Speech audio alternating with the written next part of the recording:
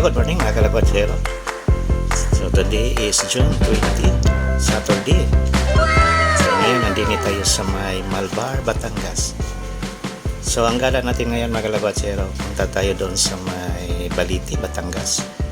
So mag-update tayo sa kanilang bagong municipal hall. Kaka-open lang nung kaka-blessings lang nung June 12. So yan yung bisitahin natin para makita natin mga kalabatsero yung bagong municipal hall ng Baliti, Batangas. So sa unahan mag-right turn tayo. So madaanan natin yung Barangay Bulihan. Shortcut road tayo din mga kalabatsero. Ito yun, no? Ito na rin yung papuntang Star Toll din sa may Malbar, Batangas. So ang Malbar din, no? Ang dami na rin mga infrastructure din, no? Mamaya pakita natin sa inyo mga kalabatsero gano'n na-improve itong Malbar, Batangas. So yan, no? Din lampas ng Star Toll, makita natin yung mga malalaking I think mga manufacturing company at saka mga hotel, no? Tinatayo din grabe talaga itong Malbar, yan, no? Mga kalabatsero. So hindi natin pansin itong Malbar, Batangas, pero yung economy nila grabe, no? Buong ang economy ng Malbar, Batangas mga kalabatsero. Then marami na rin yung mga manufacturing. So yan, napasok na tayo sa Barangay Bilukaw, no? Bilukaw, yan. So din medyo maliit na yung kalsada, hindi pa naway din itong area na to. So yan mga kalabatsero, matagal na tayong hindi nakapag-vlog, no? Almost 1 month na tayong hindi nakapag-vlog kasi sobrang busy natin. So buti na lang ngayon medyo nakahinga na tayo. Ayan, ito na yan. Nandito na tayo sa bayan ng Baliti. Ito na yung bayan ng Baliti. Yan, tanaw natin yung lumang municipal hall ng Baliti. So ito na yung pinaka-town proper ng Baliti mga kalabatsero.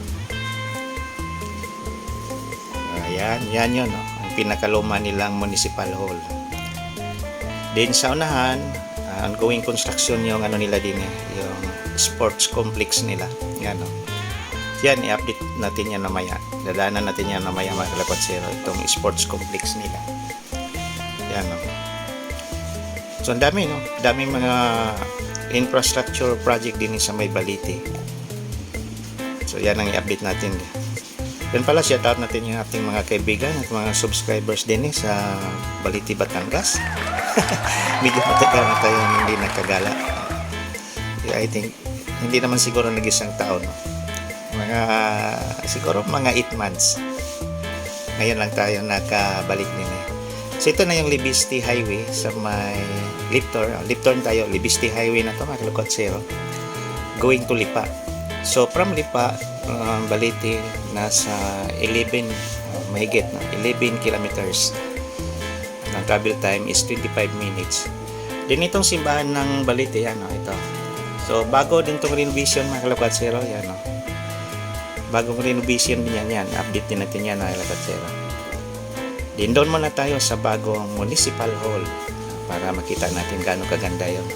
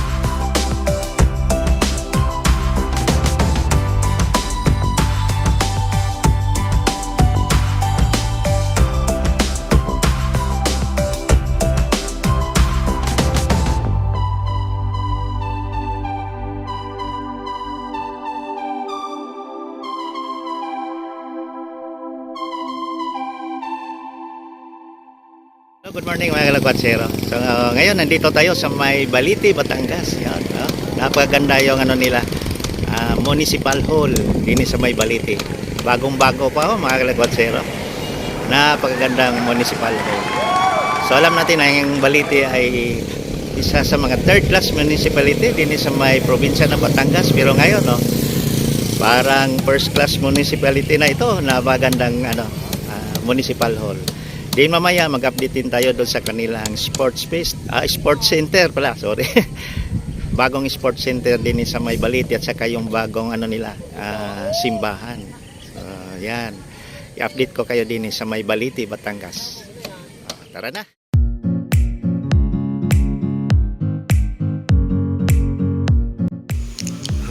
Balite, Batangas was founded on June 21, 1969. Meron itong sakop na 13 barangays at may population na almost 24,200 at may household na 5,709 mga kalakwatsero.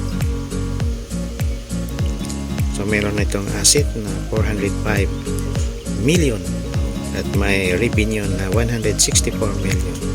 So isa sa mga source of income din is agriculture at saka fisheries yan mga kalakatsero. Marami din mga pasyalan,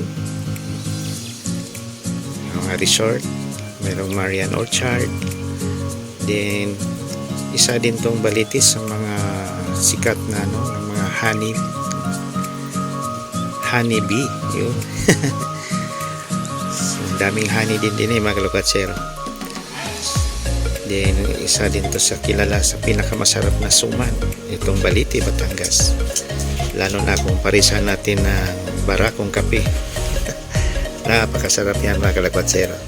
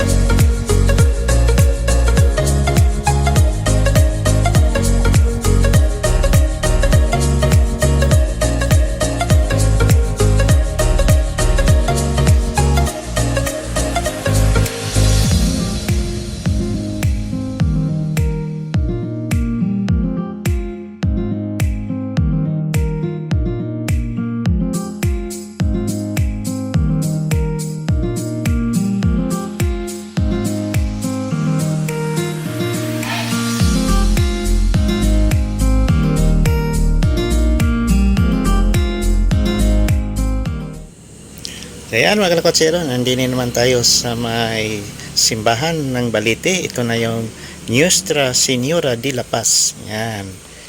So bagong renovation din to. So noong May, nung nagala tayo din wala pa to, no? Parang skeleton pa siya, pero ngayon, no? Tapos na. Parang may activities din Parang may kasal pala, mga kalakwatsero. So silip tayo. Yan na nga, may kasal. So hindi pa naman nag-start. Yan, hindi pa siya nag-start. Ang laki ng kaibahan, no? Sa loob. Ang ganda na ng simbahan. Yan nga, may bride car pala din Okay, so at least nasilip natin yung bagong renovation na simbahan din sa Balite. So ngayon, napunta naman tayo doon sa may Baywalk, mga kalakwatsero. So mag-aerial video na naman tayo din para may update ko kayo. Okay, continue tayo.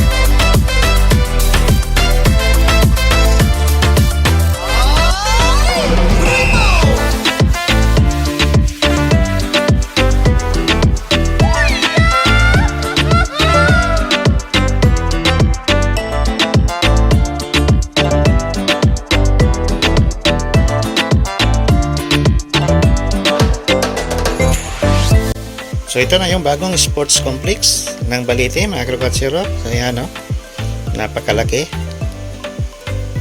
So pag yan ay natapos, napakaganda yan. Baka din naman i-held yung mga malaking liga ng Batangas dito sa may Balite. Then tanan naman natin yung pinakalumang si Municipal Hall ng Balite. Yan naman din yung luma ng Municipal Hall nila. Then nasa gitna na rin yung PNP office. So malapit lang siya sa Talig. Napakaganda itong area na to, mga kalakwatsero. Napaka-relaxing itong Balite. Tanaw natin din ang Taal Volcano at ang Lawa, Talig. So maganda din magtambay, lalo na pag sunset, sunrise at saka sunset, maganda. Pero pinaka-the best talaga yung sunset, mga kalakwatsero. So dinitanaw natin yung Mount Makulot sa may Cuenca at saka yung punta ng Kinalaglagan. So ang ganda ng view din mga kalakwatsero. So, hindi talaga tayo magsawa mag-update din sa may Balite, Batangas na napakaganda. So itong Balite, Batangas, dinarayo to ng mga bikers mga kalakwatsero. Mamaya pakita ko sa inyo yung sa Baywalk. Parang endpoint ng mga bikers yan. So marami tayong nakilala dati din ng mga bikers, galing pa ng San Juan, Batangas yung iba, at napunta lang din sa Balite, Yung iba naman ay galing Cavite, may galing Laguna. So ang endpoint nila ay din sa may Baywalk ng Balite. Then ang sarap ng suman din parisan natin ng kaping barako, po. Aywan ko lang ba't ang sarap talaga ng suman din mga kalakwatsero. Mamaya bago tayo uwi, hanap tayo ng suman. Kung hindi natin makalimutan. So napakaganda itong bayan ng Balite, Batangas. So mayroon lang itong 5,000 plus na household at may population na 24,200. Napakaganda itong lugar na to, mga kalakwatsero. So kung gusto nating malayo sa ingay ng syudad, yan, maganda talagang puntahan itong Balite. So maraming resort pala din mga kalakwatsero. Kung gusto nyo mag-resort din. So maraming resort talaga. Pwede pa kayo mag-overnight. Yan. Yan, tanaw natin yung simbahan. May napansin ako sa likod, parang yan, kalsada. Ngayon ko lang to napansin mga kalakotsero. Kalsada or mga subdivision itong likod na yan, no? So sa mga taga Balite, comments lang kayo, no? Ano yung nasa likod na yan? Hindi natin alam. So yan, itong banda na to, yan, papunta doon sa may unahan. Yan, ang daming resort dyan mga kalakotsero. Gusto niyo maligo, may mga swimming pool din available. At gusto niyo din maligo sa lawa, okay lang din. Kasi malinis naman yung lawa din sa may Balite mga kalakotsero. Wow, napaganda ng view. Ang sarap talaga din mag-relax mga kalakotsero. Napaganda ng view. So buti na lang ngayon hindi umusok yung Taal Volcano. Wow, nice view mga kalakotsero. Okay, so dito na lang. Ayan mga kalakotsero, nandito tayo sa kanilang Baywalk ng Balite. Ito yung landmark nila, yung may Rotary. Okay, so, yan, silip tayo din sa kanilang Baywalk. Maganda Baywalk din mga kalakotsero. Yan, tingin tayo kasi may hagdanan, baka tayo ay may slide pa. Yan. Super ganda talaga dito mga kalakotsero. Wow. Yan, ang sarap din no? Mag-relax, lalo na pag sunset, sunrise at saka sunset. Ngayon medyo mainit na ng konti. So yan yung kinalaglagan, yung area na yan, yan. So napakaganda talaga itong lugar na to.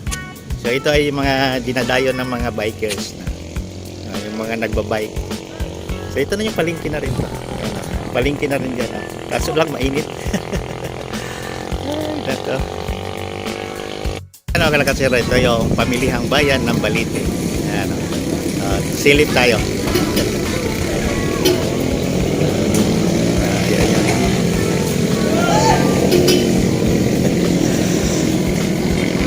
So, daming ano dito, isda. Tilapia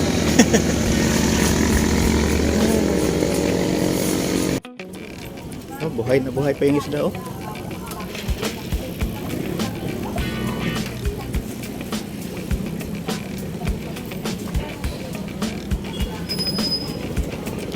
Tilapia din yan, kuya? Tilapia din yan? Ang laki, no? Parang tuna na. Ang taba ng tilapia. Magkano na pong kilo ng tilapia dito? 135?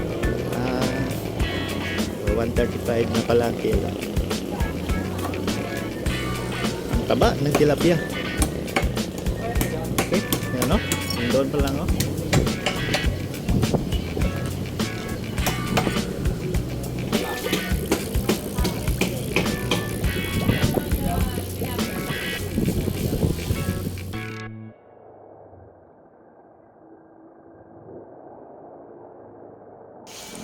So next natin i-update ay ang kanilang sports complex mga kalakotsero. Puntahan natin.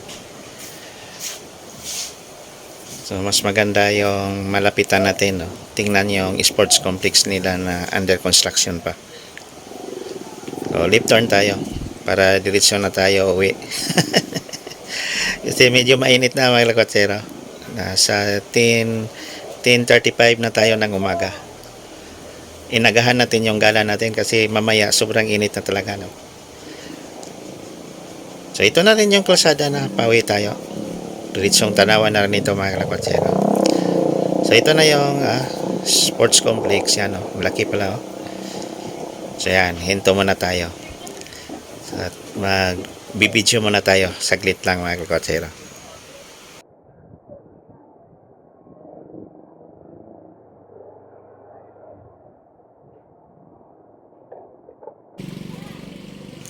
So ito na yung project plan, no? Nag-start noong May 29, 2005. At ang completion date niya is December 24, 2005. Parang tapos na. Pero hindi pa rin natapos itong sports complex. Yun lang. Gago! Nako po. May budget pa namang 19,387,000. So yan yung lumang munisipyo. Yan. Municipal Hall. So wala na pala itong sports complex na to. lampas na pala sa completion date. Hindi pa siya tapos mga kalakotsero, pero based on plan, dapat noon lang December ito tapos. Then ngayon hindi pa siya tapos. Yun lang. Bakit kaya? Kasi ngayon is June na. 2026 na. Kinapos siguro ito ng budget. Kasi dami pang kulang mga kalakotsero. Baka may problema na naman ito sa budget itong ano na to. So yan lang ang hindi natin alam mga kalakotsero. Update lang natin to next time. Okay, uwi na tayo. Pabalik na tayo ng Magbiya Tanawan pala tayo. Pauwi na tayo ng Santo Tomas. So dito tayo sa Biwok tayo dadaan. Yan, para maganda naman ang view. So yan ang Lakeshore restaurant dyan at saka resort, no? So dati dyan tayo natambay. So ito yung Biwok, under construction din pala. Ayan, parang pinalapad nila yung widening pala yung Biwok din eh. So ongoing construction yung Biwok. Yan. Ay nako. Yan na, sobrang init na talaga din eh. So sira pa ang kalsada. So sa ngayon hindi maganda, no? Kasi ongoing construction pala ang Biwok. So Magbiya Tanawan tayo mga kalakotsero. Daan tayo din sa may barangay Look. Sa Look tayo yan. Look. Din sa unahan yan na yung mahiwagang tulay. Ito.